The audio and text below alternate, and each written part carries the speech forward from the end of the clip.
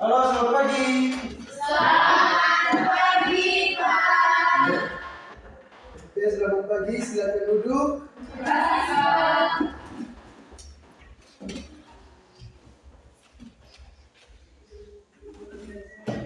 Oke, bagaimana keadaannya? Sehat? Sehat. Oke, sepertinya silau, Pak Guru tutup pintu sedikit biar kita belajarnya lebih menyenangkan. Oke, bagaimana semuanya hadir? Hadir, Pak. Oke, terus hadir. Kita pada hari ini akan sama-sama belajar tentang masa pendudukan Jepang dan dampaknya bagi kehidupan masyarakat Indonesia. Jadi kita kalau belajar sejarah, berarti kita akan belajar tentang latar belakang, belajar tentang bagaimana kehidupan sosial dari suatu budaya. Apalagi Jepang, betul yakin kamu sangat senang dengan kebudayaan Jepang. Oke, kalau semuanya hadir untuk menyemangati kamu pada hari ini, kita lakukan ice breaking sedikit ya. Seperti yang Guru sudah ajar kamu minggu-minggu lalu, setiap pertemuan ada ice breaking. Sekarang kita berdiri semua, ayo. Siap? Siap. Tepuk semangat. Semangat.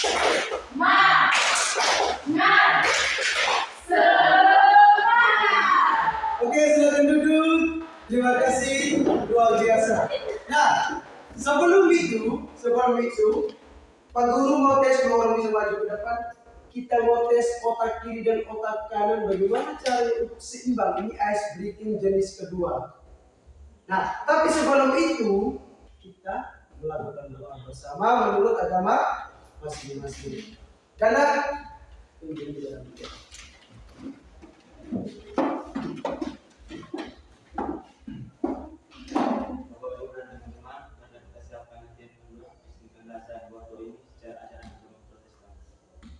berdoa mulai. Bapak kami yang bertugas bersyukur kepadamu karena permintaanmu yang berjuang jasa kepada kami dan maaf kepada yang segera kami dan kepada guru maupun sakit dan bagaimana semoga biar ini boleh berjalan dengan baik turut dengan kehendak berdoa selesai. Oke, terima kasih Danda. Ayo, Danda dan Simon maju depan. Kita lanjut ice breaking kedua untuk melatih keseimbangan otak kiri dan otak kanan.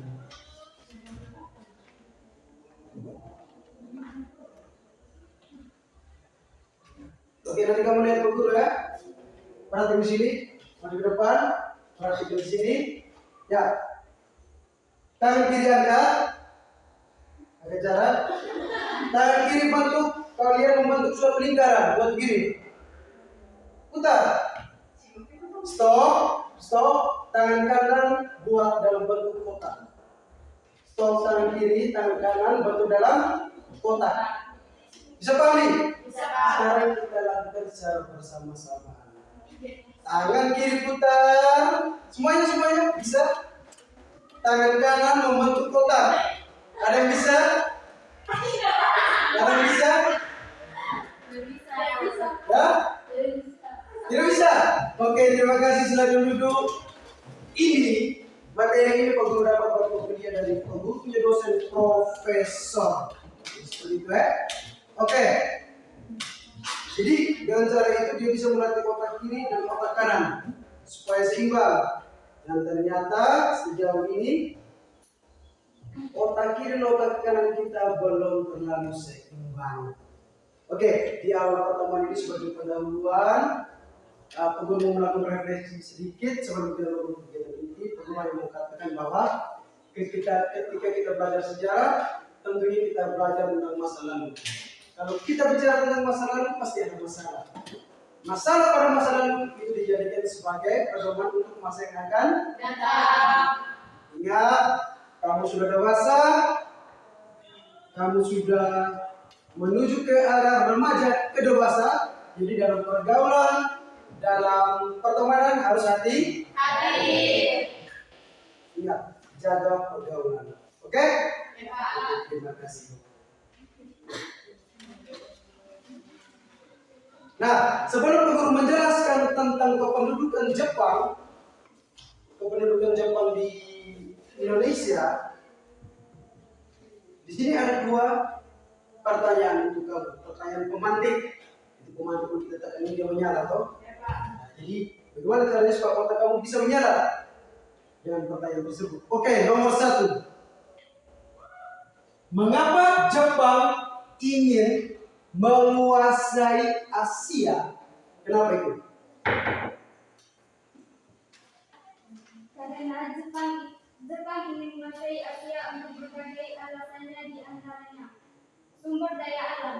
Jepang ingin menguasai sumber daya alam seperti minyak bumi dan bahan mentah lainnya untuk industri perang dan pertahanannya. Cadangan logistik. Jepang ingin menguasai negara-negara Asia Pasifik untuk mendapatkan cadangan logistik. Pemasaran. Jepang ingin memperluas pemasaran produknya dengan menginvasi daerah lain. Kekuatan. Jepang ingin menjadikan Indonesia sebagai kekuatan untuk melawan sekutu. Kesombongan. Jepang merasa bisa melawan negara-negara Eropa setelah memenangkan perang melawan Rusia. Ideologi. Jepang ingin mewujudkan ideologi jalan raya Asia Timur, kemakmuran dan semangat Makoto Ichiku. Oke, jadi jawabannya seperti itu. Jadi mengapa Jepang ingin menguasai Asia?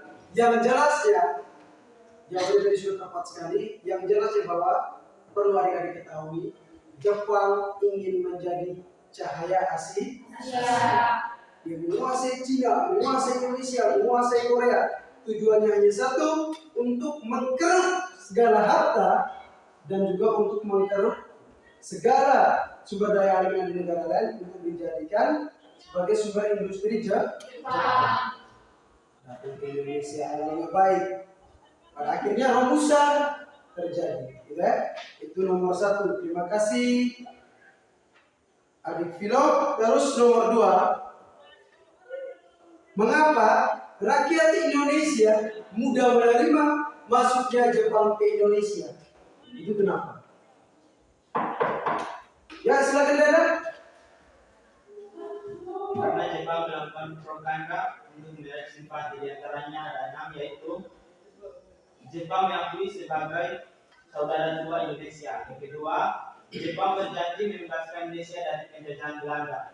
Yang ketiga, Jepang membuat gerakan 3A, yaitu Jepang Cahaya Asia, Jepang Pelindung Asia, dan Jepang Pemimpin Asia. Yang keempat, Jepang memberikan pernyataan bahwa Indonesia Nippon berada di kedudukan yang sederajat. Yang kelima, Jepang mengizinkan rakyat Indonesia mengibarkan bendera merah putih dan menyanyikan lagu Indonesia Raya. Dan yang terakhir, Jepang memberikan peluang politik kepada organisasi nasional dan agama yang sebelumnya ditolak Belanda. Terima kasih Anda. Tepuk tangan dulu. Jadi seperti itu. Jadi kalau ada orang datang terus dia merayu dengan hal-hal yang baik, pastinya kita terima. Biasanya begitu kehidupan, awalnya baik, akhirnya buruk. Oke, kita lanjut. Ada 3A semua yang dari Jepang. Yang pertama Jepang apa tadi Dada? Pemimpin Asia. Yang kedua Jepang Pelindung Asia. Yang ketiga Jepang Cahaya Asia. Jadi seperti itu. Dia merayu, dia umbar janji, tapi pada akhirnya sama saja seperti Belanda dan Portugis ataupun Spanyol menjajah. Jadi kesian tidak nemu yang waktu itu ya. Dijanjikan yang baik, pada akhirnya jadi buruk. Oke, terima kasih telah menjawab pertanyaan pemantik. Guru rasa kamu sudah paham tentang itu. Jadi kenapa Jepang ingin menguasai Asia? Ya karena ingin menguasai industri. Yang kedua, kenapa rakyat Indonesia mudah menerima masuknya Jepang ke Indonesia? Ya karena ada umbar-umbar janji dari Jepang. Karena Jepang pernah bilang begini, Indonesia kami bantu kamu usir Belanda dari Indonesia. Tapi dengan catatan kebun kelapa kami yang urus. Dengan cara Oke, terima kasih. Jadi kita Jadi Guru harap kamu bisa memahami tentang dua jenis pertanyaan dasar tersebut. Oke, itu sebagai pendahuluan. Sebagai pendahuluan kamu sudah paham, sudah apa? Sekarang selanjutnya Pak Guru mau menjelaskan tentang materi sepenuhnya. Tapi janji awal Pak Guru tadi, di sini sudah ada globe. Sudah ada globe. Silakan dua orang maju ke depan. Tanpa Pak Guru suruh lagi, silakan maju. Silakan menunjukkan letak geografis dari negara Jepang. Silakan. Kelompok 1, kelompok 2, silakan perwakilannya. Ayo jangan malu. Sebentar ada diskusi nih. Pak Guru mau lihat kamu berkelahi karena kamu punya pikiran yang bagus, bukan berkelahi fisik. Siapa yang mau tunjuk dua? Raya. Silakan Raya cari di mana letak negara Jepang.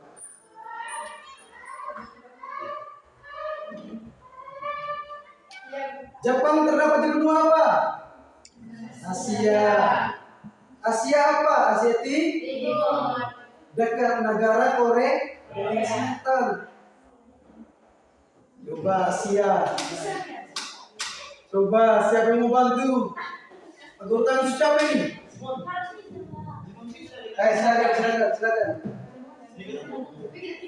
Silakan. Silakan. Mau bantu silakan. Oke, Suci mau bantu.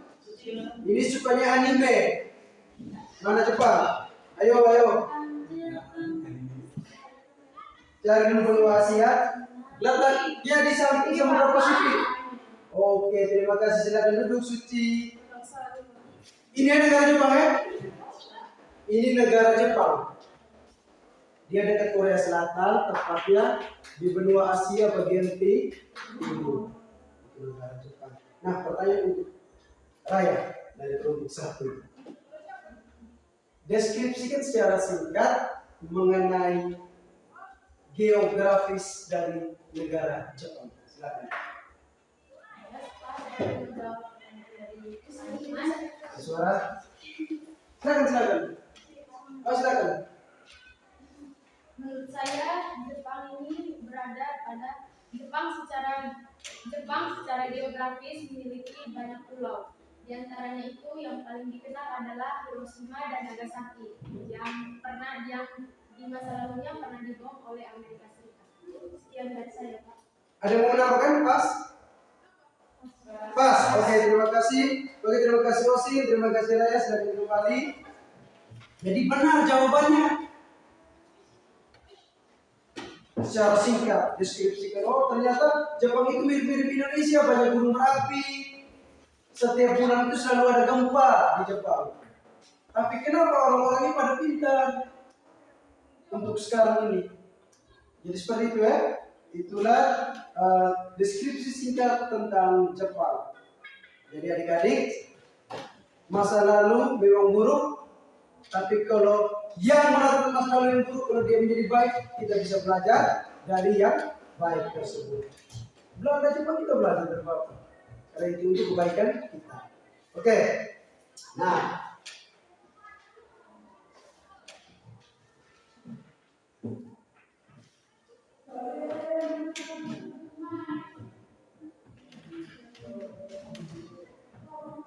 tadi kamu secara bersama-sama sudah mengetahui di mana letak ini negara Jepang. Terus kamu juga sudah menjelaskan pertanyaan pemantik. Nah sekarang sudah saatnya Pak Guru mau menjelaskan secara utuh mengenai masa kependudukan Jepang dan dampaknya bagi kehidupan masyarakat Indonesia.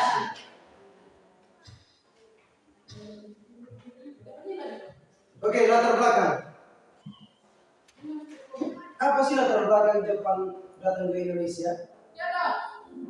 Yang pertama, pada akhir tahun 1941, Jepang menyerang pangkalan Angkatan Laut Amerika Serikat terbesar di Asia Pasifik di Filipina, yaitu Pearl Harbor.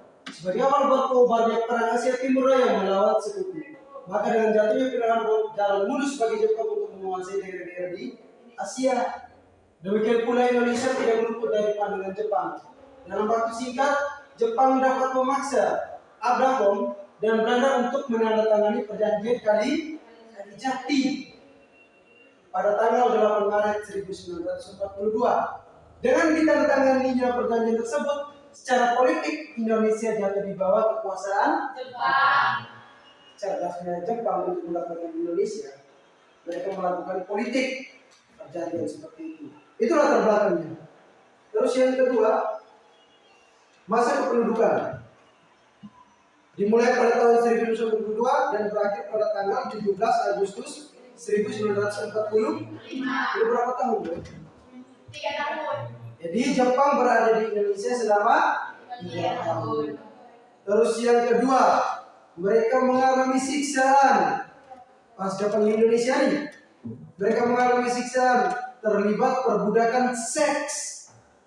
Guru minta maaf, anak-anak seusia kamu dijadikan budak seks. Kamu bayangkan jahatnya Jepang. Terus penahanan sembarang dan hukuman mati dan kejahatan perang lainnya.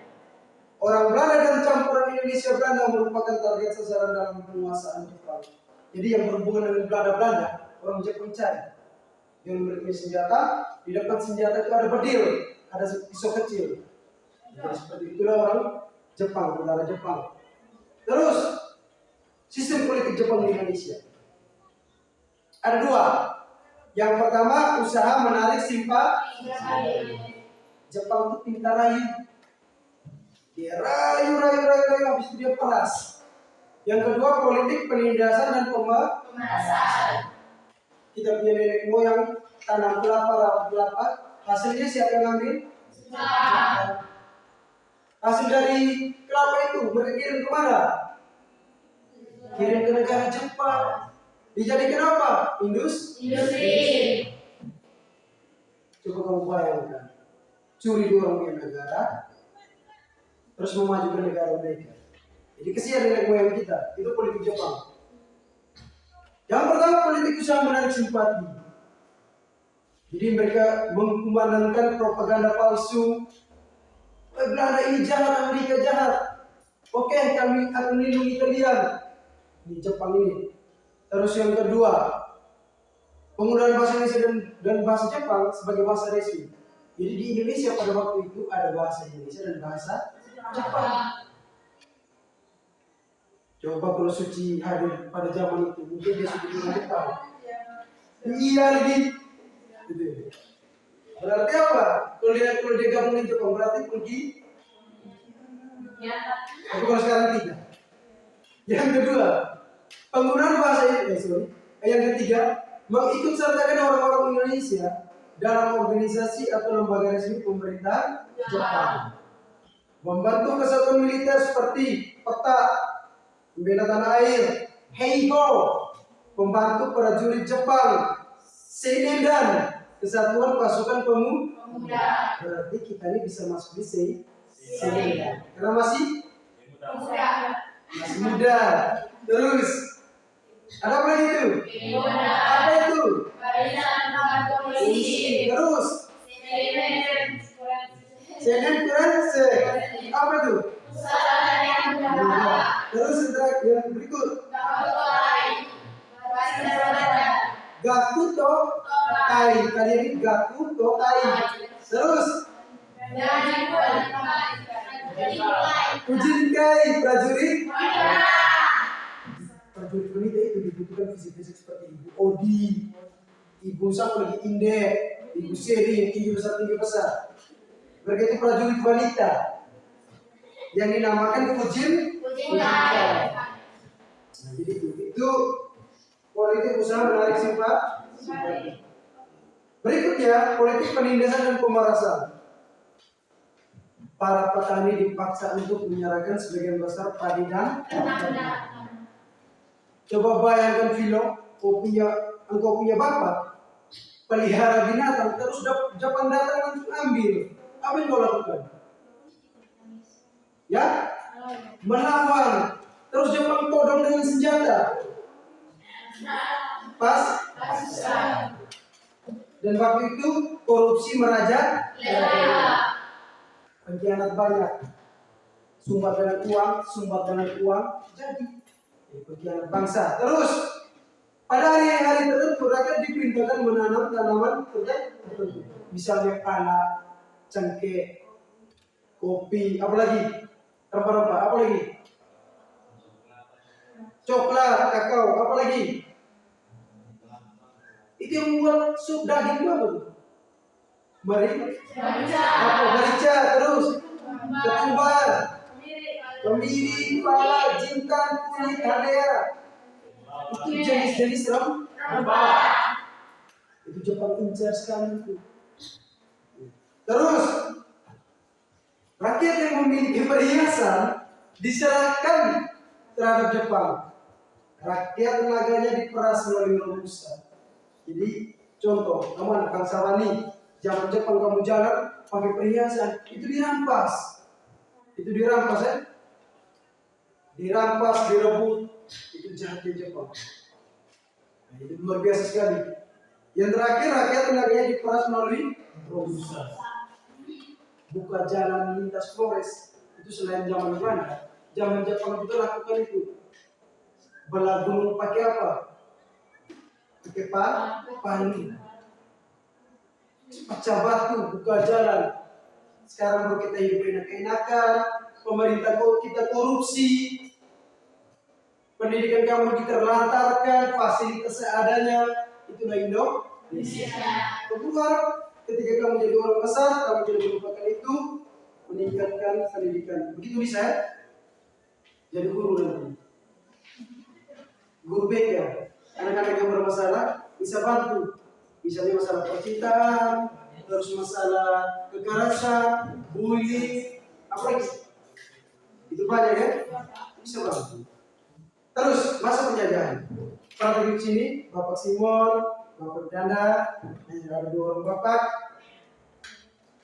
Pada tanggal 8 Maret tahun 1942, Jepang mendarat di Kalimantan untuk menguasai sumber minyak mentah. Tanggal 9 Maret 1942, apa isinya? Belanda menyerang pada Jepang. Belanda menyerang pada Jepang. Sekelas Belanda kalah dengan Jepang. Propaganda Jepang. Yang pertama ada yang namanya gerakan 3A. Jepang pemimpin Asia. Ini mereka rayu. Kami Jepang itu kuat. Ada 3 poin penting. Yang pertama Jepang pemimpin Asia. Yang kedua, Jepang Indonesia. yang ketiga, Jepang Jaya Asia. Jepang Jaya Asia. Ini berkembang lagi dengan itu. Kita yang lemah terima saja. Intinya Belanda kena usir. Tapi apa daya setelah Belanda pergi muncullah Jepang untuk sekali lagi menjajah. Terus Jepang adalah saudara tua Indonesia. Orang Kaisar Jepang bilang begini, Indonesia, kamu tuh saudara tuanya kami. Kita satu ras, mata sipit, rambut air. Jadi orang Jepang bilang, oh dia rayu. Dan akhirnya kita tertarik. Terus Jepang membentuk Putra, yang kita sudah bahas tadi. Terus yang terakhir, Jepang bertujuan untuk membebaskan Indonesia dari Penjajahan. ini mereka janji. Tapi ternyata ada udang di balik. Dampak pendudukan Jepang. Bidang politik, apa itu? Organisasi politik di Indonesia telah berkembang bahkan dihapuskan oleh Jepang. Yang kedua, bidang pendidikan. Pendidikan berkembang besar dibanding masa Hindia Belanda. Bangsa Indonesia diberi kesempatan untuk sekolah di sekolah yang dibangun pemerintah. Bahasa Indonesia digunakan sebagai bahasa pengantar pada sekolah-sekolah. Jepang masih toleransi dalam hal pendidikan. Ketika Amerika melepaskan bom atom seberat 6 kilo di Hiroshima dan Nagasaki, Kaisar Jepang bertanya. Pertanyaannya bukan tanya tentang berapa jumlah masyarakat yang meninggal, bukan. Tapi Kaisar Jepang bertanya, berapakah jumlah guru yang meninggal? Kaisar Jepang bertanya tentang Pendidikan. yang ditanya guru. Karena Kaisar Jepang tahu guru adalah pelita bangsa. Guru adalah fondasi dari sebuah negara. Tanpa guru negara chaos. Chaos itu artinya mati, tidak berjalan. Kemudian pendidikan Jepang sekarang, anak TK bisa buat robot. Cerdas. Anak SD bisa buat anime. Naruto, kalau kamu nonton Naruto, kamu tahu siapa yang buat? Anak SD. Tapi terbitnya pada saat dia sudah masuk kuliah. Yang perlu lupa namanya karena tidak boleh disebut ya. Oke, berikut. Jadi kita diberi kesempatan untuk sekolah. Di orang Jepang ini toleransi tinggi kalau soal pendidikan itu kita harus mengakui sampai sekarang. Nah, bidang sosial Jepang Pemberdayaan sosial orang bumi atau gotong tetangga Q atau desa ya. Kehidupan sosial masyarakat sangat memprihatinkan sebab rakyat harus okelah Jepang melindungi kita, tapi dia dijadikan tentara untuk melawan Belanda Amerika.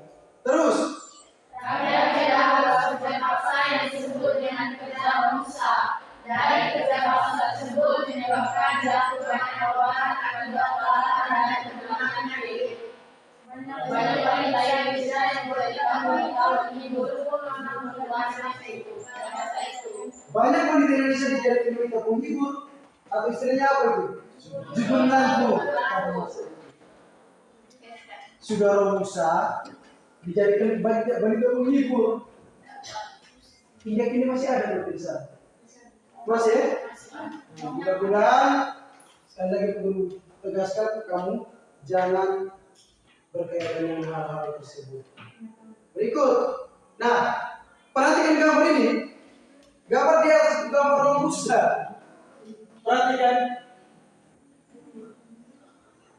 Kita punya nenek moyang zaman dulu, nenek moyang orang Indonesia. Itu kerja apa itu? Ya maksudnya apa yang mereka kerjakan? Ikut besi, tidak ikut senjata di kepala. Selalu begitu. Mau tidak mau. Bahkan sampai sekarang ada tidak lulus. Indonesia sudah merdeka nih. Zaman sekarang ada tidak lulus. Contohnya apa?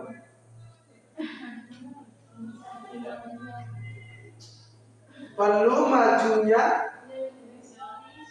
Indonesia. Tinggal jauh sekali kita, sangat-sangat tertinggal. Terpaksa Romusa. Kamu tahu Romusa di mana? Di kali di bawah jembatan Pelangi, Balabatu. Romusa dia melawan demi kehidupan yang susah. Dia melawan demi nasib dan takdir. Tidak ada yang menolong dia, mau tunggu bantuan pemerintah. Pemerintah kirim 5 juta, datangnya 500. Itulah Indonesia. Tapi tidak apa-apa, generasi kamu harus membangkitkan Indonesia biar lebih maju. Kita harus semangat. Terus yang kedua, gambar Jugun Yanfu. Apa tadi Jugun Yanfu? Wanita ibu. Bayangkan, kalau di zaman sekarang kira-kira laku tidak? Tahu semua kan? Oke. Jadi inilah perempuan-perempuan pada waktu itu dengan rambut jeger. Tahu jeger? Pendek, potong pendek. Itu tentara Jepang itu. Tangan kanan pegang senjata, tangan kiri panah. Kurang ajar. Tapi dari gambar ini yang fokus ke sini nih. Sementara Hamid dia jadi wanita penghibur. Kalau tidak ikut bisa jahat, sangat jahat. Itu, oke. Berikutnya, ini sebentar. Ini ada soal diskusi sebentar. Kita diskusinya singkat saja karena Pak Guru sudah tahu kamu sudah mempelajari itu. Untuk sebentar, Pak Guru harap interaksinya berjalan dengan baik nih. Ini kita bahas Jepang, mulai dari anime sampai film-film yang lain itu bagus. Perang apalagi sebagainya, tidak ada? Oke, ini terakhir dari Pak Guru. Pak Guru tidak tahu baca nih di atas. Apa tuh? Artinya? Terima kasih. Terus yang bertulis warna biru itu apa bacanya?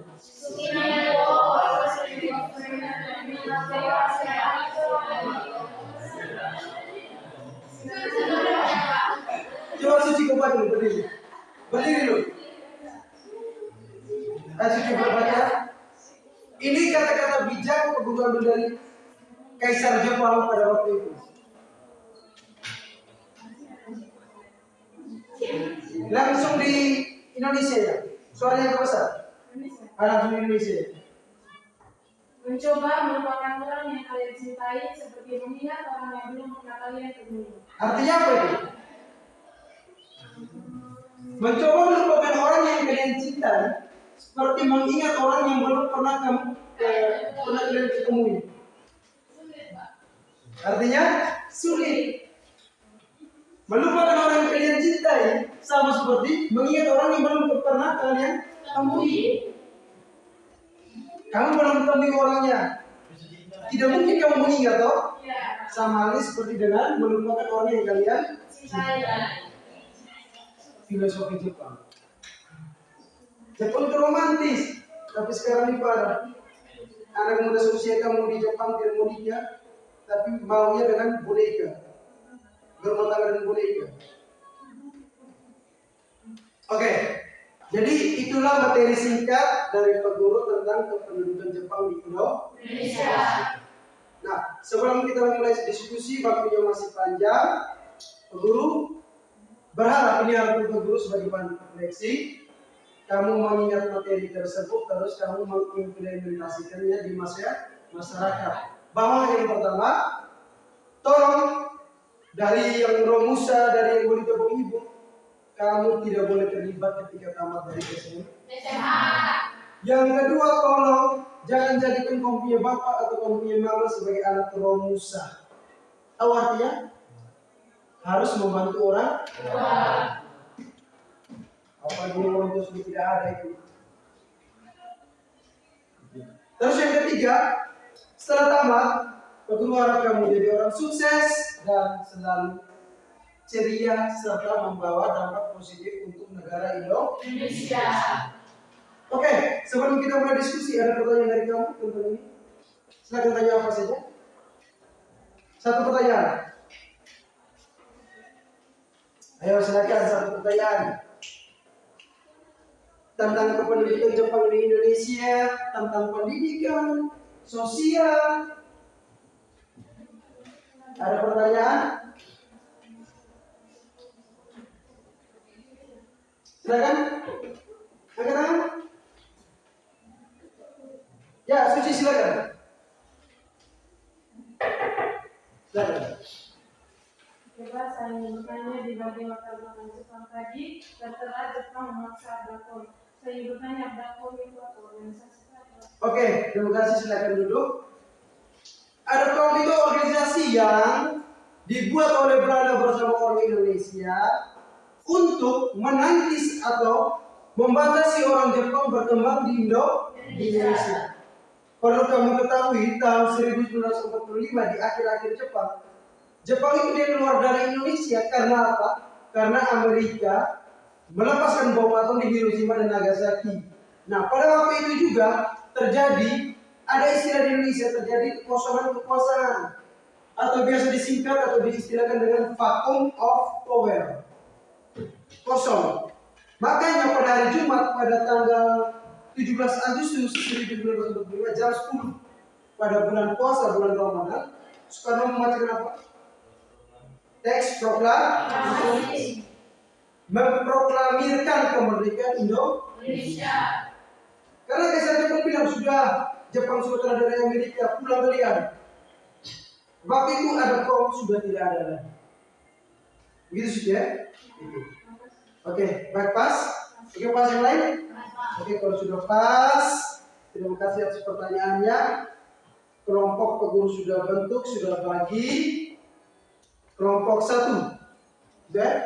Ini kelompok 2, materi sudah ada di depan. Jadi kelompok 1 silakan kalian membahas, silakan ambil sumber dari mana saja, baik dari internet, dari buku paket ataupun pengetahuan kamu sendiri.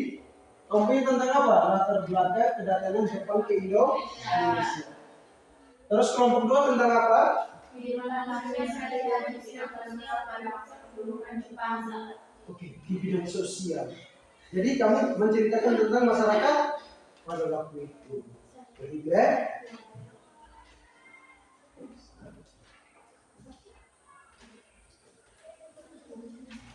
oke, waktu diskusi kamu karena materinya tidak panjang, cukup 5 menit. Presentasinya 10 menit. Setelah presentasi, artinya 5 menit ya, digabung 10 menit. Setelah presentasi, kamu berinteraksi, kamu berkelahi, kamu ideologis, kamu berpikir. Paham nih? Kamu tanya jawab, itu sebanyak 10 menit. Jadi total kita 25 menit. Sisanya peguru mau penutup. Oke? Siap? Oke, sekarang silakan diskusikan masing-masing dari kelompok selama 5 menit. Silakan diskusikan selama 5 menit.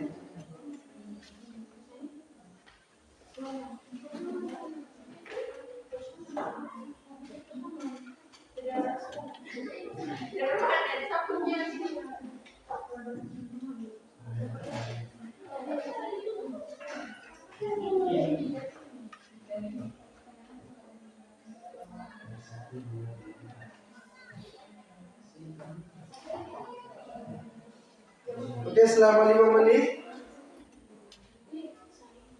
diskusinya.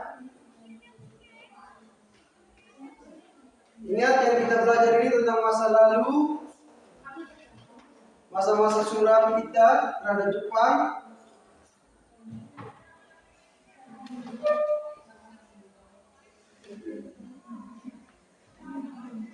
Oke, bagus sekali. Agar semangat. Oke, silakan. Ya, ini benar ini. Jadi seperti itu. Oke, saling tukar pikir.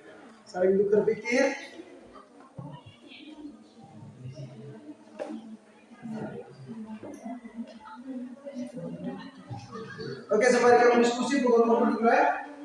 Kalau mau review, kamu punya nilai yang sudah kita lakukan tadi.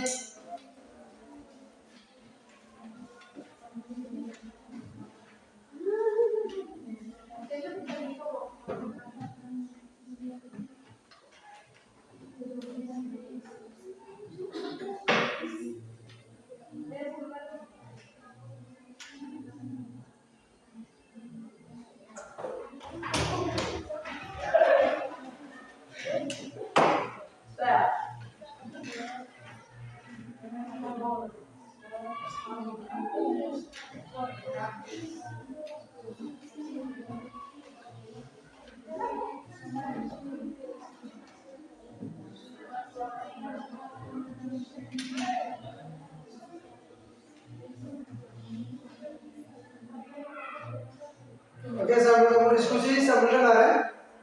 Nah, jadi silakan diskusi. Jadi di layar tersebut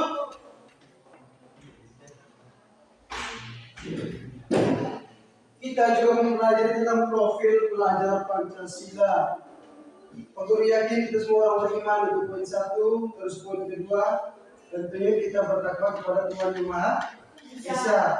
Terus yang ketiga, akhlak kita mulia, berkebinekaan, global, gotong royong, mandiri, kreatif, dan bernalar kritis. Itu yang mau dicapai kita. Tapi sejauh ini yang kamu amati, kamu luar biasa. Terima kasih banyak. Oke, lagi 2,5 menit.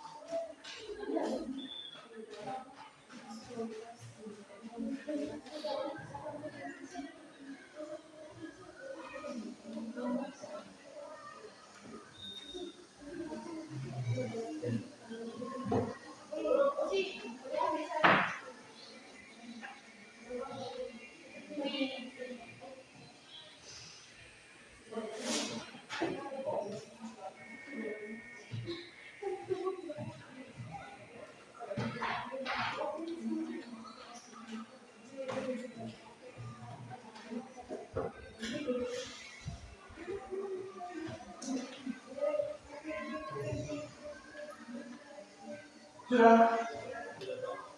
Sudah semua? Kelompok 1 siap? Sudah? Oke, baik, terima kasih. Oke, perhatikan sini. Halo kelompok, halo. Halo. Hai. Terima kasih. Kesempatan pertama, ini Pak Guru langsung jadi moderator ya. Kesempatan pertama untuk presentasi ke diskusi berdasarkan pertanyaan tadi. Silakan kelompok 1 untuk presentasi keduluan. Nah, setelah kelompok 1 presentasikan, silakan kelompok 2 untuk menanggapi. Dan kamu harus menjawab. Oke, silakan. Waktu dan kesempatan Pak Guru, persilakan. Silakan. Selamat pagi Pak, Selamat pagi. Agak besar suaranya. saya dari kelompok 1 ingin mempresentasikan hasil diskusi kami. Jepang datang ke Indonesia karena beberapa latar belakang. Di antaranya, 1. Perang Dunia Kedua. Jepang mencari sumber daya alam untuk kepentingan perang, seperti bahan mentah dan bahan bakar. Yang kedua, menaklukkan Asia Pasifik. Jepang ingin mendirikan persemakmuran Asia Tenggara, sehingga mereka menyerang pangkalan militer Amerika Serikat dan Pearl Harbor pada 8 Desember 1940. Yang ketiga, lokasi strategis. Indonesia memiliki lokasi yang strategis dan kekayaan alam yang melimpah, seperti bahan tambang dan hasil pertanian. Dan yang terakhir, keempat, tenaga buruh murah. Jepang ingin mendapatkan tenaga buruh yang banyak dengan upaya yang relatif murah. Jepang pertama kali mendarat di Indonesia pada 11 Januari 1942 di Tarakan, Kalimantan Timur. Jepang kemudian menguasai kota-kota di sekitarnya seperti Banjarmasin, Balikpapan, dan Pontianak. Jepang dapat menarik hati rakyat Indonesia dengan gerakan 3A yang memiliki semboyan Jepang Cahaya Asia, Jepang Pemimpin Asia, dan Jepang Pelindung Asia. Jepang juga mengakui sebagai saudara kedua Indonesia. Dan saja hasil presentasi dari kelompok. Oke, pas. Mau menambahkan pas? Bagaimana kita beri aplaus untuk kelompok 1? Oke, selanjutnya yang kita tunggu silakan kelompok 2 untuk menanggapi. Silakan. Tentang materi mereka. Materi mereka tentang latar belakang. Silakan.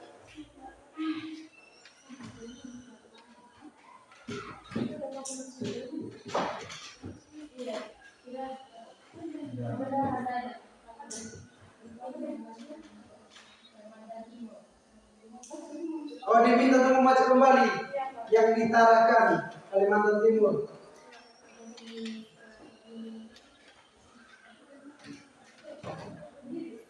Berarti ini juga baik, lebih etis. Jepang pertama kali mendarat di Indonesia pada 11 Januari 1942 di Tarakan, Kalimantan Timur.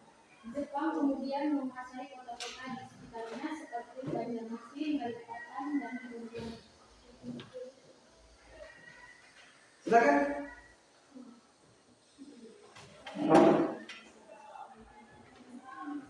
Baik, terima kasih atas waktu dan kesempatannya. Saya ingin menanggapi dari jawaban kelompok 1. Saya ingin bertanya, sebutkan alasan Jepang mendarat di Kalimantan Timur. Oke, kenapa Jepang ingin mendarat di Kalimantan Timur? Silakan. Di Kalimantan Timur ada apa? Ayo, yang perlu saya jelaskan tadi.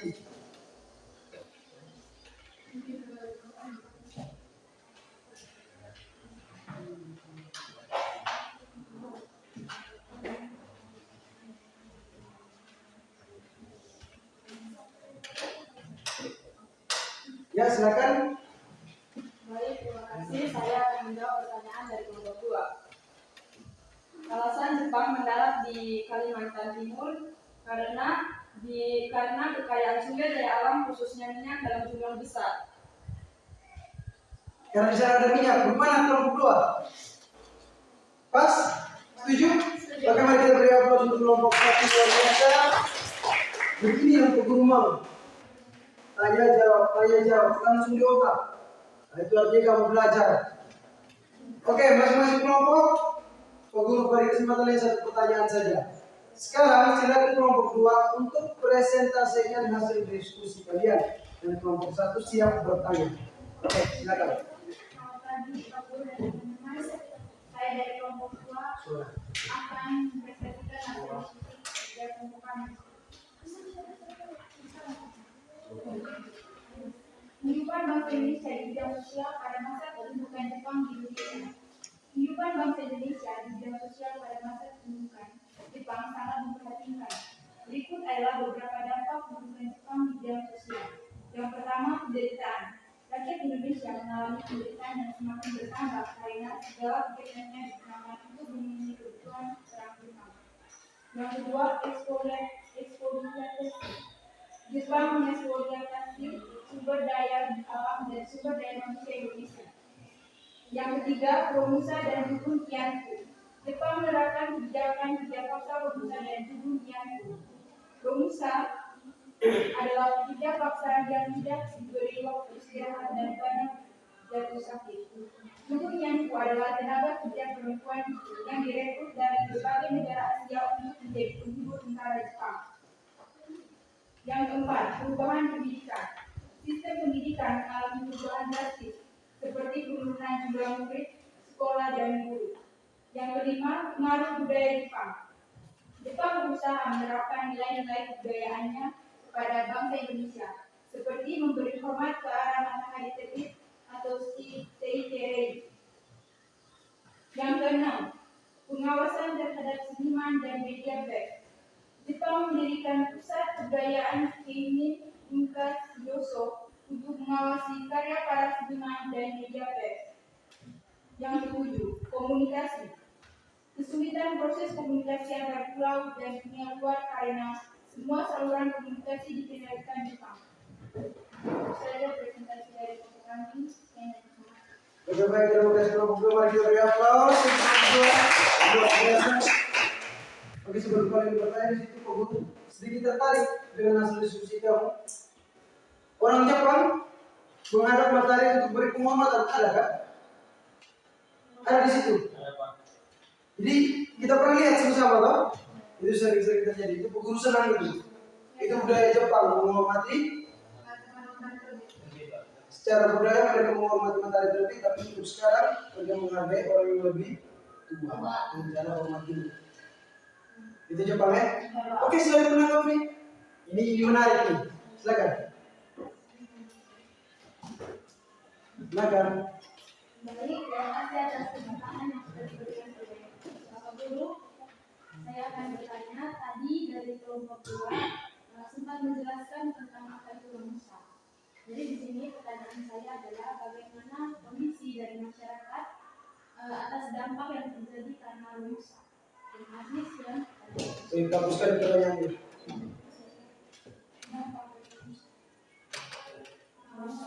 Yang dipertanyakan bagaimana kondisi masyarakat pada waktu itu ketika Romusa gitu Pak? Oke. Keadaan masyarakat seperti apa? Apakah mereka bahagia? Baik-baik saja? Oke, silakan.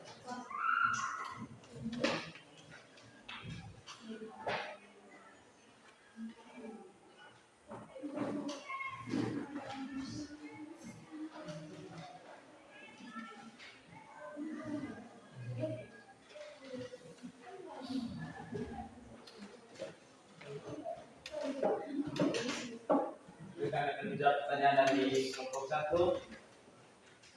Apa sih?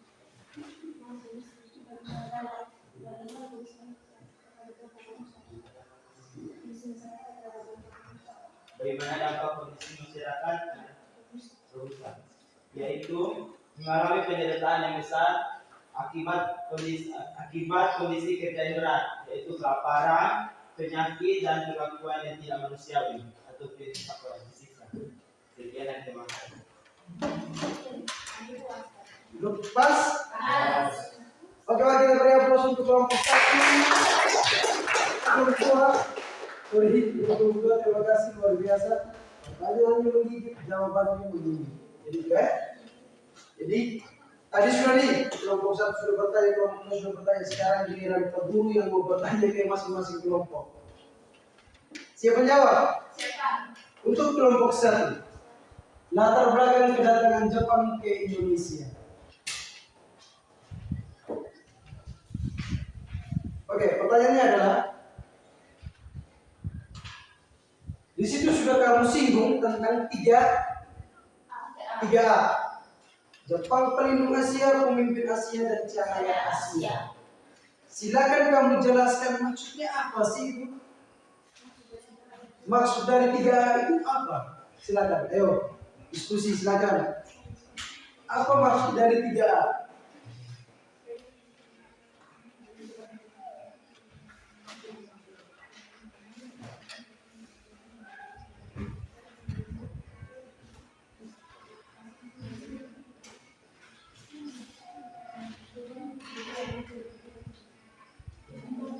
Kalau bangsa Eropa kan semboyannya Glory Gospel 3G. Kalau Jepang 3A. Pemimpin Asia, cahaya Asia, dan pelindung Asia. Nah, maksudnya apa itu? Silakan.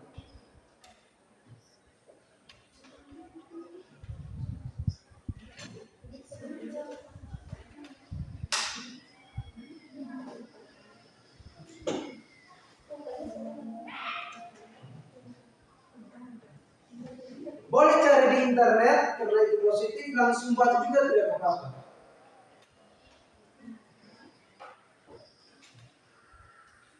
Tinggal kalian menambahkan sedikit-sedikit kalimat kalian.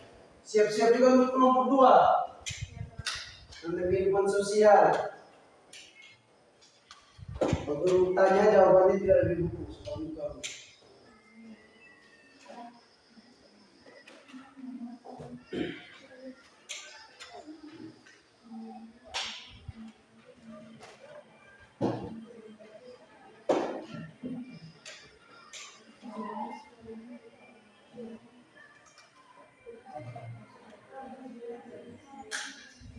Ayo silakan baca.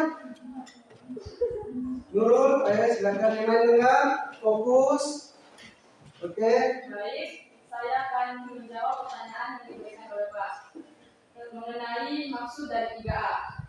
Maksud ini adalah semboyan ini ada untuk menarik hati dan simpati bangsa agar mau membantu Jepang.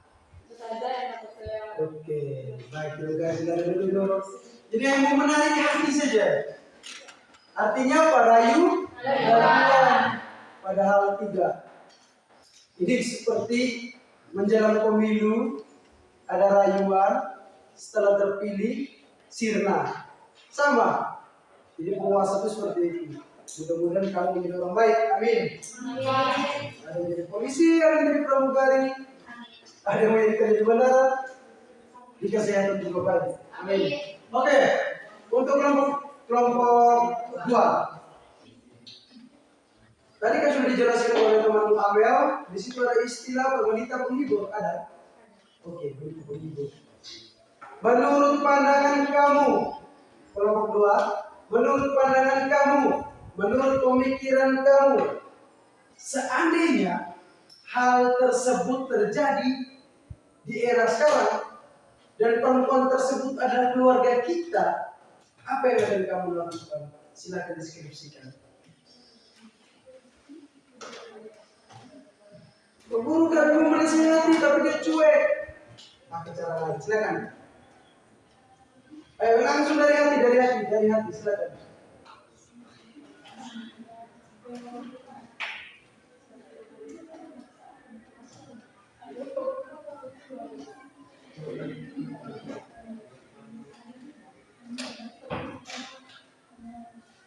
Kalau kamu tidak bisa jawab, kelompok 1 sudah bergetar mau jawab.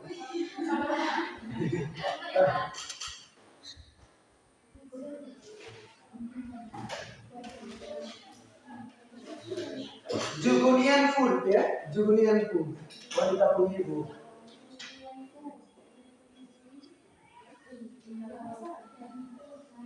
Kalau hal tersebut terjadi di era sekarang, di masanya kamu, dan itu adalah keluarga terdekat kita, apa yang ingin kamu lakukan? Dari dalam hati, silakan.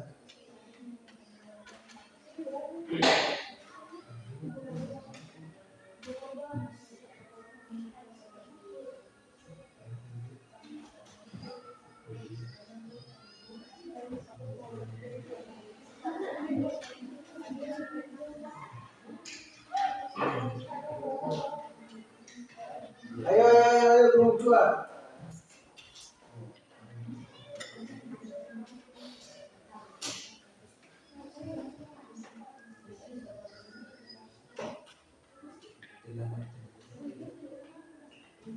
Oke.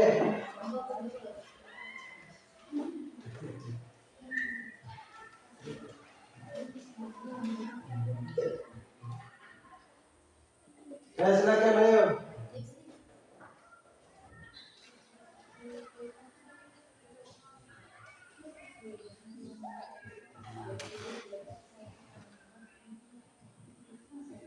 Sudah?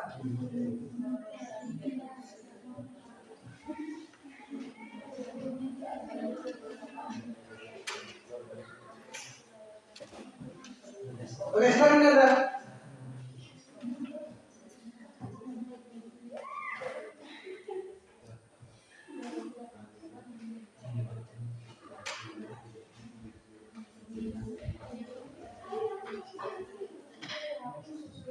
Ah, silakan. Dari dalam hati omong saja dengan pikiran kamu. Dengar. Dengar. Benar kita lanjut, salah diperbaiki. Oke, silakan. Oke, kami kelompok 2 melihat pertanyaan dari Pak Guru. Soal jika hal tersebut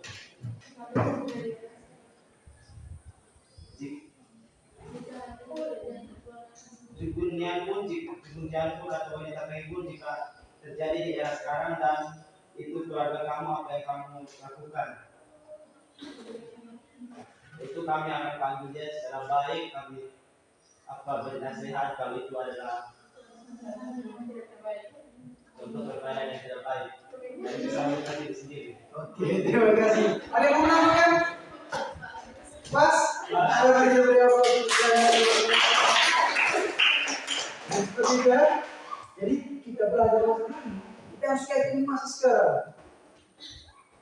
Ini baru sebagian kecil tentang kejahatan Jepang, belum yang lain-lain. Belum anak SD yang mereka dijadikan piala bergilir, digilir oleh tentara-tentara Jepang. Itu jahat mengampun itu. Jadi ya? Oke, itulah materi kita pada hari ini. Terima kasih kamu sudah berdiskusi, sangat luar biasa sekali, nyambung ya. Pak Guru senang. Pak Guru kalau masuk kelas kamu setiap kali les, Pak Guru merasa luar biasa karena tanggapan kamu itu luar biasa. Dan prediksi Pak Guru suatu saat nanti pasti kamu sukses. Ini Pak Guru berbicara terus sebagai doa sebenarnya, tidak? Oke. Di akhir dari materi ini, pembelajaran pada hari ini, Pak Guru butuh satu orang dari kamu untuk memberikan kesimpulan singkat tentang Jepang. Silakan, maju. Ayo, Suci, silakan.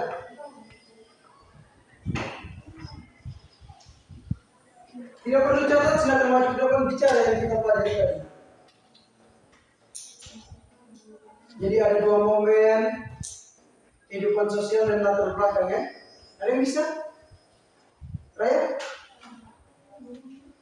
Langsung bicara saja. Kesimpulan singkat tentang materi yang kalian bahas diskusi tadi. Ada dua materi, yang pertama latar belakang masuk di Jepang, yang kedua tentang kehidupan sosial masyarakat Indonesia pada masa Jepang. Ayo silakan.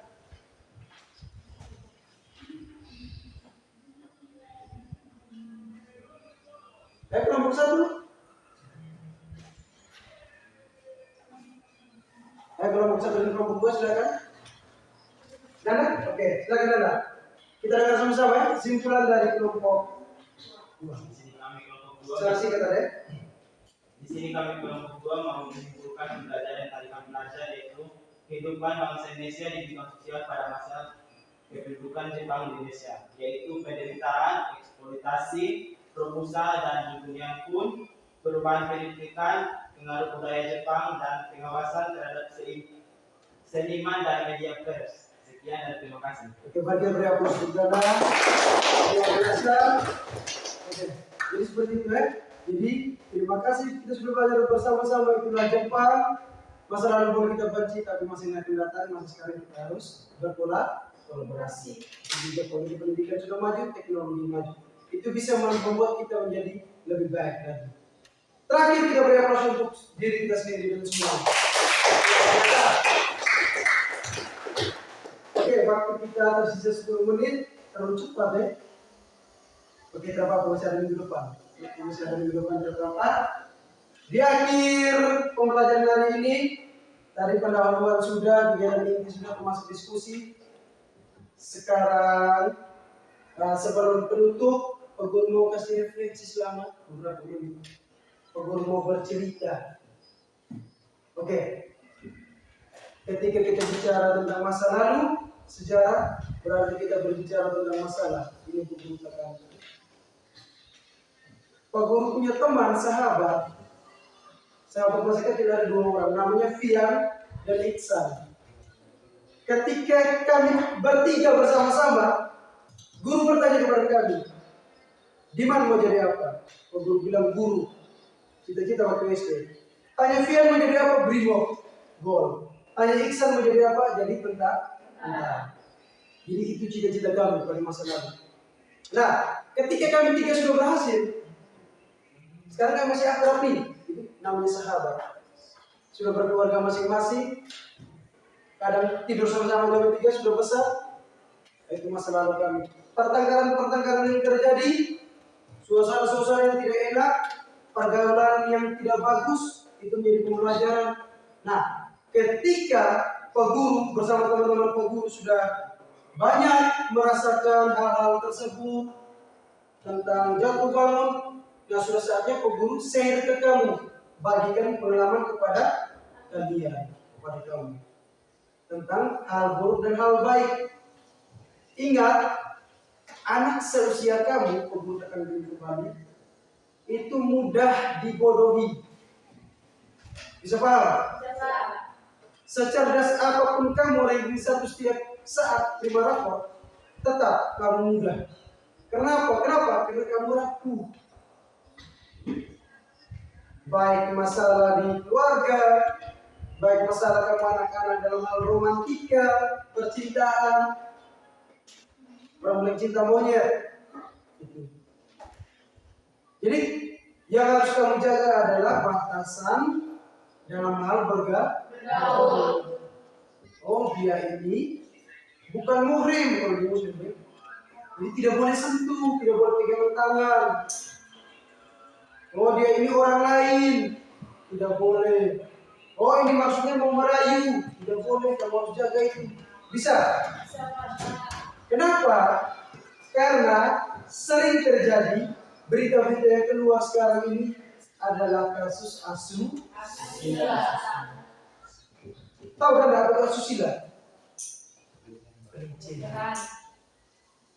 Pak Guru sangat rugi ketika anak seusia kamu dengan body bagus, tes forman bisa gol atau bidang, tiba-tiba dilecehkan oleh kamu punya pacar yang tidak jelas, dilecehkan, kamu jadi rusak, itu Pak Guru tidak mau. Begitu ya, masih. Kalau di Flores, kamu ini mahal benisnya nih. Yang membuat murah siapa? Sudah. Jadi yang membuat murah kita sendiri. Jadi Guru yang mau tekankan kembali, tolong dengan guru laki-laki harus jaga jarak. Boleh akrab tapi jaga jarak. Dengan guru-guru tua. Karena apa? Karena kita suka bersama berita ya toh? Ya, bersama. Itulah pentingnya belajar sejarah. Masa lalu yang buruk dijadikan pedoman di masa yang akan datang. Ada istilah dari Yunani, dia bilang begini. Kalau sudah tahu mau pisah dan tidak bisa bersatu, untuk apa bersama sekarang? Yunani kuno. Sekali lagi, kalau sudah tahu berpisah dan tidak bisa bersama, dan tidak bisa bersatu, untuk apa bersama? Apalagi 2 kali 2 tahun. Ya loh? Begitu sih. Berapa tuh 2 kali 2? 4.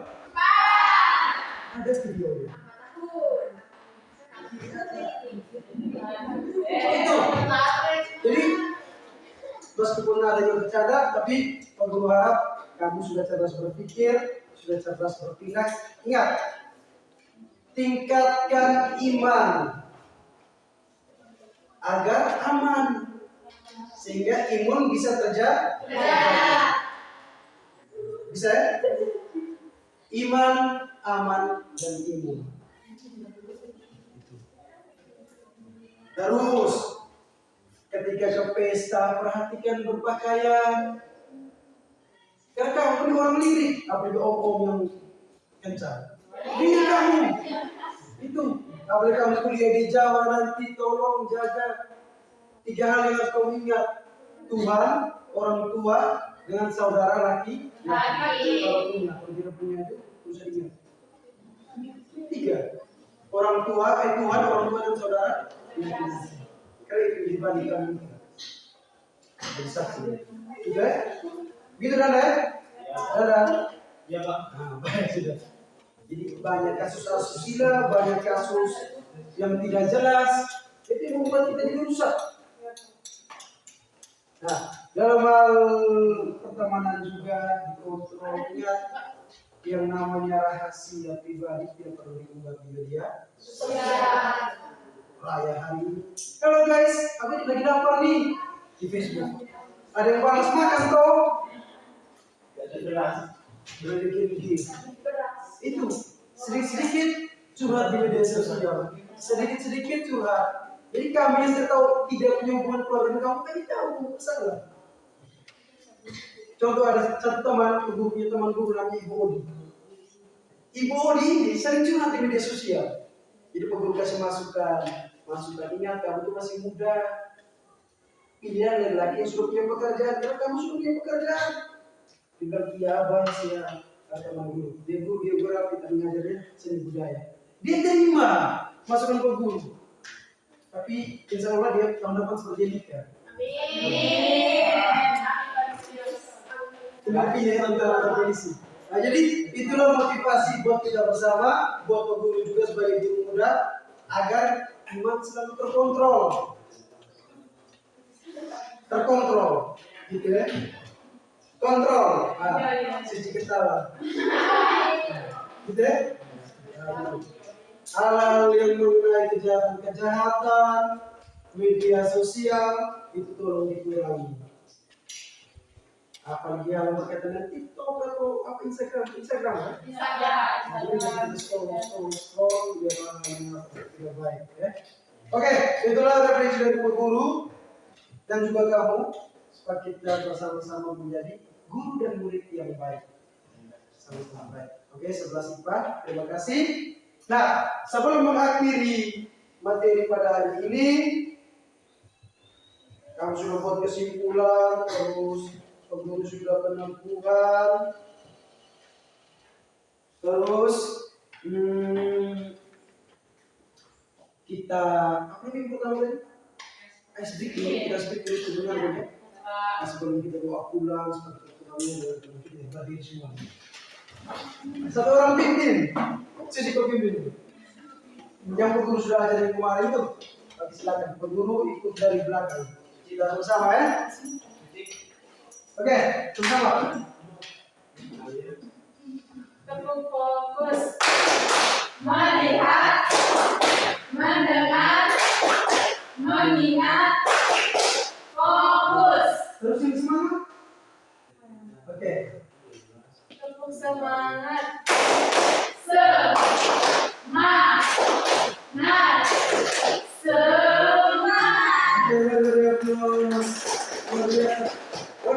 Fokus. Fokus. Oke, sebelum mengakhiri materi hari ini ada pertanyaan dari kamu? Silakan tanya apa saja. Silakan. Dan selain mengenai materi, bisa tanya apa saja ataupun hal mengenai pergaulan ataupun ada teman yang tusuk dari belakang. Kan ada toh? Silakan. Pak Guru, setiap hari dia bersama kami, tapi demi hati tidak dari kami. Itu bagaimana kok cara menanggapinya? Silakan menjawab. Ada yang bisa menjawab? Ya? Ayo silakan. Silakan bertanya.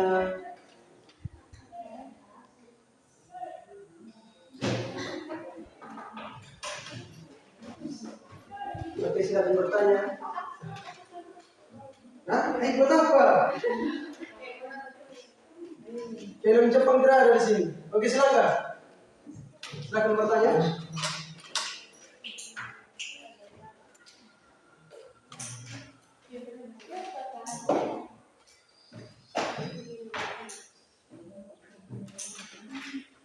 Ada? Bisa? Bisa senyum semua. Ayo silakan. Oke, Pak Guru ngajar tidak terlalu risiko seperti ini.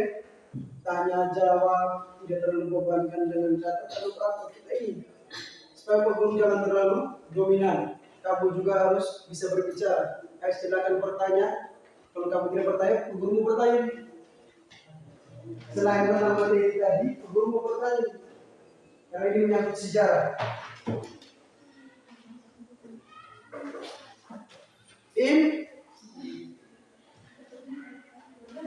Oke, silakan. Kalau terbuka mau bertanya Jepang itu, respon bangsa Indonesia terhadap pembentukan Jepang itu ada dua, perlawanan dengan strategi operasi dan keduanya perlawanan senjata. Bisa Bapak menjelaskan keduanya itu? Oke, strategi kooperatif sebenarnya. Tahu arti dari kooperatif? Kerjasama. Kooperatif itu artinya kerjasama. Jadi perlawanan itu ada dua, kooperatif dan bersenjata menggunakan senjata. Nah, perlawanan ini dimulai dari adanya ketidakadilan. Pertanyaan bagus dari Anda. Oke, yang pertama kooperatif. Nah, saat adanya ketidakadilan, tidak adil, Indonesia juga berpikir, oh kita harus kooperatif, harus bekerja sama untuk mencari titik lemah dari musuh. Ternyata kelemahan Belanda itu satu, disuguhkan wanita penghibur, maka konsentrasi titik fokus mereka menjadi buyar. Disitulah tentara-tentara Indonesia mulai menyusuri dan melakukan perlawanan. Silakan kamu cek di internet. Kelemahan tentara Jepang adalah wanita penghibur. Itu yang pertama ya. Titik lemah. Terus kedua bersenjata. Jadi dari senjata orang Jepang itu, senjata di ujung senjata itu ada pisau. Jadi kalau tidak dapat peluru mereka tusuk. Jadi mereka biasanya gini, tusuk ya. Pak Guru pernah nonton film zaman dulu biasanya di TPI. Kalau TPI sekarang itu MNC. Dulu namanya TPI. Adalah TV juga. Itu film-film jadul hari-hari menjelang 10 November hari-hari pahlawan. Itu ditayangkan di TV nasional maupun di TV swasta. Itu ada perlawanan dari kita. Ranjau di hutan-hutan ada, itu mereka gali. Di dalam lubang mereka taruh dengan bambu. Jadi saat orang Jepang injak, dia jatuh maka dia tertikam. Terus di minuman tahu tua, disediakan oke, bobok. Itu ditaruh racun. Itu bentuk perlawanan. Cara mengusir mereka seperti itu. Kita tidak bisa serang secara penuh, tapi secara gerilya. Tahu arti gerilya? Secara sembunyi. Nah, jadi seperti itu. Nah, terima kasih Anda sudah bertanya. Jadi dua perlawanan itu yang sering digunakan. Tapi jangan lupa juga perlawanan dalam bentuk deklarasi ataupun birokrasi. Soekarno, Hatta, Muhammad Hatta itu dengan kemampuan public speaking 5 bahasa dia, Jerman, Prancis, Itali, Inggris, dan Latin dia kuasai itu. Wakil presiden kita, dia sangat menguasainya. Nah, jadi birokrasi itu penting. Begitu anak pas? Oke, kalau sudah pas, kalau guru rasa kita cukup sudah ya. Tapi sebelum akhir dari materi ini, guru mau memberitahu materi minggu depannya. Minggu depan, silakan catat boleh. Minggu depan, silakan kamu pergi ke perpustakaan daerah, kamu cari yang namanya peta buta. Nah, bawa peta buta minggu depan. Pernah dengar peta buta toh? Nggak pernah. Oke. Yang kedua atlas. Jadi yang kamu bawa itu peta buta dan atlas. Karena materi minggu depan adalah tentang regional dari Jepang, Korea, Cina, dan Indonesia. Seperti itu. Jadi kamu bawa atlas, terus bawa dengan apa tadi? Peta buta, dan bawa dengan spidol. Karena di peta buta nanti kita akan kasih tanda-tanda jaraknya seperti itu. Itu yang pertama. Terus yang kedua, berapa banyak ya? Tambah satu ya? Tambah satu. Oke. Yang kedua, silakan kamu nonton video tentang si Pitung. Pernah nggak si Pitung? Itu pahlawan Betawi. Dia melakukan perlawanan dengan Jepang. Kalau kamu mau pulang ini juga si Pitung itu bagus. Si Pitung, setelah kamu nonton, silakan kamu deskripsikan dan dituangkan di kertas double folio. Oke? Tuangkan di kertas double folio. Kamu deskripsikan sebanyak 5 paragraf isi dari cerita tersebut. Tujuannya agar kita dapat memahami hal tersebut. Oke, paham? Pas? Jadi kalau sudah pas, kamu sudah catat, materi minggu depan kamu sudah tahu. Kita penutup juga, kita mau pulang. Tapi kita harus akhiri dengan doa. Tadi siapa yang doa pertama? Ya? Danda. Kalau Danda yang doa, sekarang Nurul.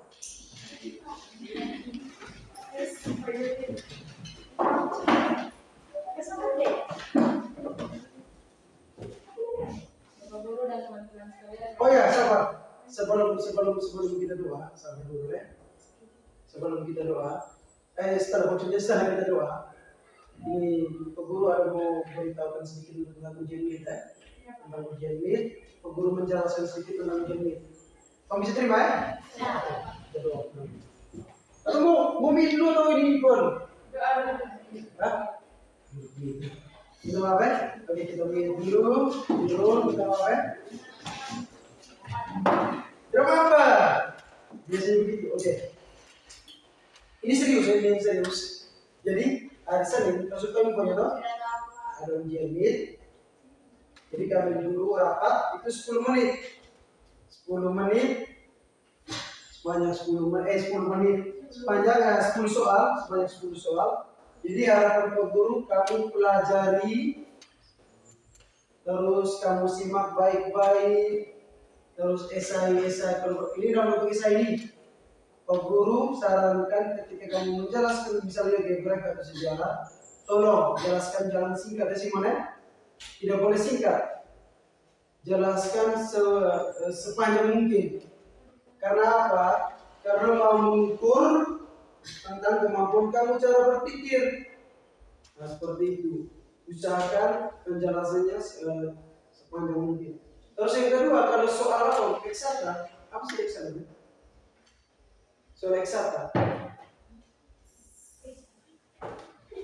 Eksakta. Kamu tidak tahu eksakta? Masa eksakta itu? Kamu tidak tahu? Eksakta itu adalah pelajaran yang ada kaitannya dengan berhitung. Matematika, fisika, apa lagi? Kimia. Ekonomi ada ya? Akuntansi berapa? Itu tolong. Pak Guru minta tolong kamu harus ada kertas bulaman. Karena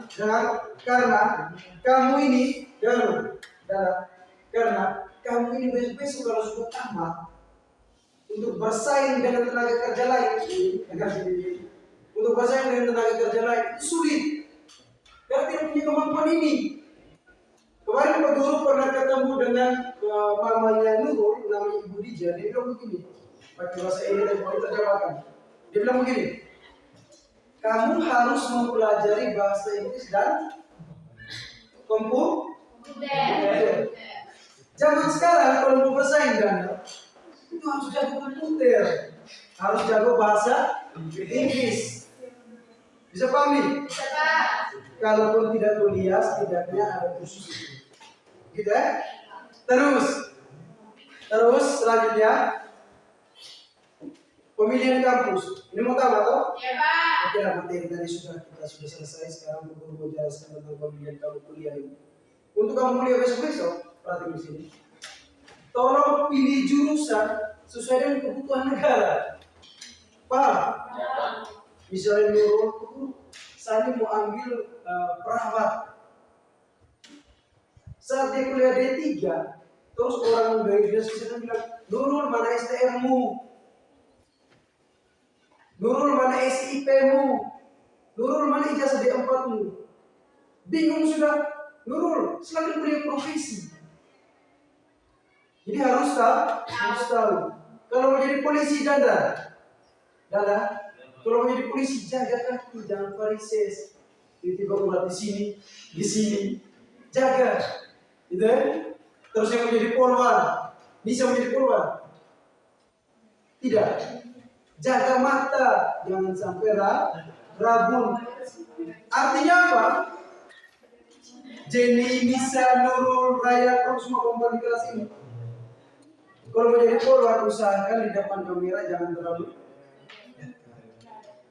Kadang-kadang HP nonton balik kamu.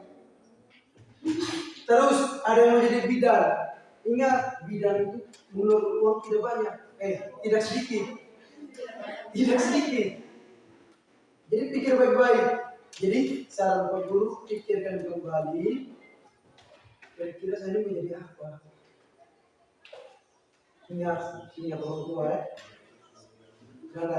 Ingat orang tua kita ada yang jauh, ada yang dekat, ada yang sudah meninggal. Ada yang tidak meninggal tapi tinggal kita. Ada yang tidak sama sekali peduli dengan kita. Ini nasihat, termasuk Pak Guru juga nih. Termasuk teman-teman yang lain. Ini semuanya kita deh. Jadi segala sesuatu itu ingat orang. Misalnya Simon, kalau bapaknya pelihara babi, dia bantu bapaknya cincang makanan babi. Pak Guru sering ketemu Simon, ini buat potong pisang. Bagus. Murid-murid di Jawa, sekali lagi Pak Guru jelaskan, murid-murid di Jawa, mereka benar-benar sekolah di Jakarta. Tapi murid-murid di sini bekerja dulu baru pergi sekolah. Bukan hanya murid, guru gitu. Ada yang sepeda sapi dulu, ada yang pergi mancing dulu. Seperti itu. Oke?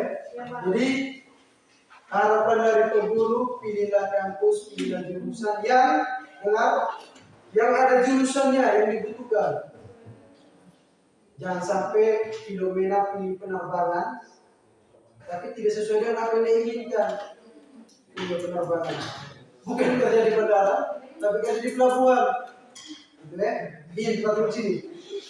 Orang tahu baru di atas. Perhatikan sini. Jadi kan, pilihlah lebih baik. Kosin, tamat ini menjadi apa? Hah? Belum ada pikiran? Ambil. Dana? Perawat. Sorry. Suci. Iya. Tahu dia bilang. Simon. Kamu tahu juga? Belum. Hah? Sampai lihat. Raya. Guru. Ini jurusan yang baik ya. Ini Nurul. Ya? Belum tahu. Kenapa? Dia mau berdagang kerja, Pak. Kerja di mana? Jangan harap tuh. Oh di sini. Aku tidak harap. Stop. Masih muda, masih produktif. Bisa? Bisa? Coba-coba poluan. Jadi deh, amin. Amin. Ya sampai bisa jadi penantas tidak mungkin. Untuk terpenuhi. Kalau tidak Simon apa? Oke? Baca. Mau tahu apa pegang berat? Ya, pikirlah baik-baik kalau menjadi guru, pilih jurusan apa, mau BK atau lain sebagainya. Ini baik. Oke, baik, terima kasih guru. Guru sama doa guru. Olah apa? Oh baik, sudah sebentar guru ini apa? Oke. Kita doa ya. Bapak Guru dan teman-teman sekalian, mari kita berdoa. Izinkan saya untuk membawa doa ini dalam ajaran agama saya yang Islam. Ya Allah, ya Tuhan kami yang Maha Pengasih lagi Maha Penyayang, terima kasih Engkau telah mengajarkan kami dalam pembelajaran kali ini mulai dari hingga akhir pembelajaran. Sekarang kami ingin pulang ke rumah masing-masing di rumah kami dalam perjalanan. Semoga hati dan pikiran saya untuk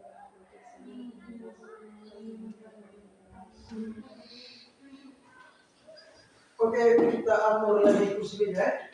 Sebelum kita keluar atur kami. Sambil Pak Guru.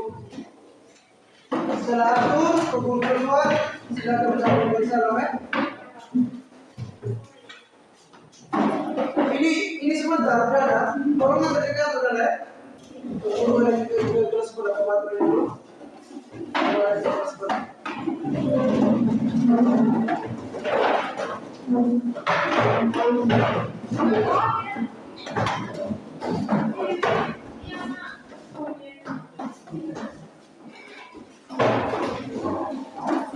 Oke, saya kembali.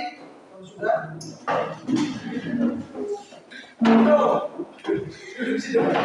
Isya.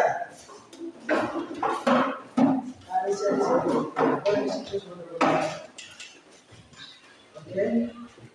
Sudah jam berapa ini? 10. Pas? Pas. Tapi sedang bersama. Terima kasih, Pak. Oke, terima kasih banyak. Sehat selalu. Sampai jumpa minggu depan. Terima kasih. Terima kasih, Pak.